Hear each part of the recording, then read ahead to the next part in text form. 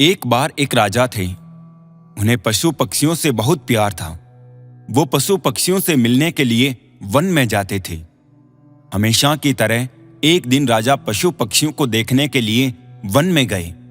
अचानक आसमान में बादल छा गए और तेज तेज बारिश होने लगी।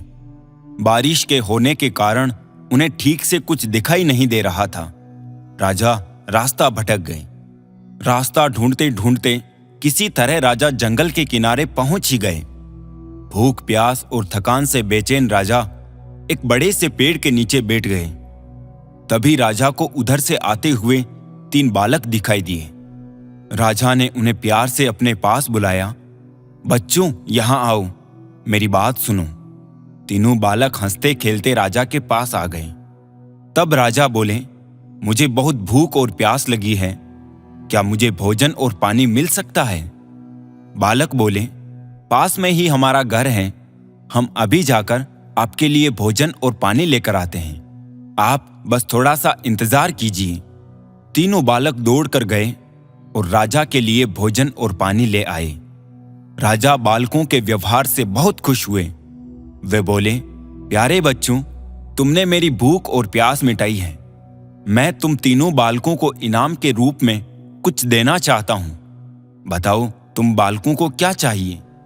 थोड़ी देर सोचने के बाद एक बालक बोला, महाराज, क्या आप मुझे एक बड़ा सा बंगला और गाड़ी दे सकते हैं? राजा बोले, हाँ हाँ, क्यों नहीं, अगर तुम्हें यही चाहिए तो जरूर मिलेगा। अब तो बालक फूले न समाए। दूसरा बालक भी उछलते हुए बोला, मैं बहुत गरीब हूं, मुझे धन चाहिए जिससे मैं भी अच्छा अच्छा खा सकूं, अच्छे अच्छे कपड़े पहन सकूं और खूब मस्ती करूं। राजा मुस्कुराकर बोले, ठीक है बेटा, मैं तुम्हें बहुत सारा धन दूंगा। यह सुनकर दूसरा बालक खुशी से झूम उठा। भला तीसरा बालक क्यों चुप रहता? वो भी बोला, महाराज, क्या आप मेरा सपना भी पूरा करेंगे? मुस्कुराते हुए राजा ने बोला, क्यों नहीं, बोलो बेटा, तुम्हारा क्या सपना है? तुम्हें भी धन दौलत चाहिए? तो उस लड़के ने कहा, नहीं महाराज, मुझे धन दौलत नहीं चाहिए। मेरा सपना है कि मैं पढ़ लिख कर विद्वान बनूं। क्या आप मेरे लिए कुछ कर सकते हैं? तीसरे बालक की बात सुनकर राजा बहुत खुश हुआ। राजा ने उसके पढ़ने लिखने की उचित व्यवस्था करवा दी। वो मेहनती बालक था। वो दिन रात लगन से पढ़ता और कक्षा में पहला स्थान प्राप्त करता। इस तरह समय बीतता गया और वो पढ़ लिख कर विद्वान बन गया। राजा ने उसे राज्य का मंत्री बना दिया।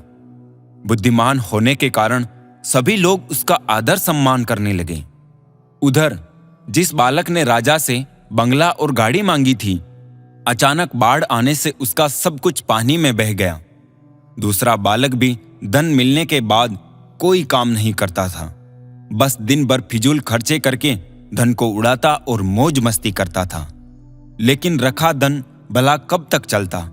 एक समय आया कि उसका सारा धन समाप्त हो गया। वो फिर से गरीब हो गया। दोनों बालक उदास होकर अपने मित्र यानी मंत्री से मिलने राजा के दरबार में गए।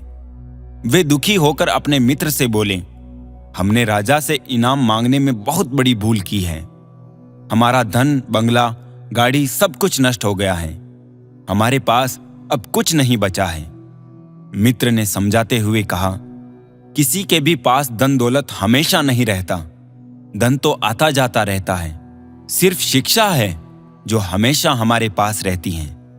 धन से नहीं बल्कि शिक्षा से ही हम धनवान बनते हैं। दोनों बालकों को अपनी गलती पर बहुत पछतावा हुआ। उन्होंने तय किया कि हम भी मेहनत और लगन से पढ़ाई करेंगे और अपने जीवन को सुखी बनाएंगे।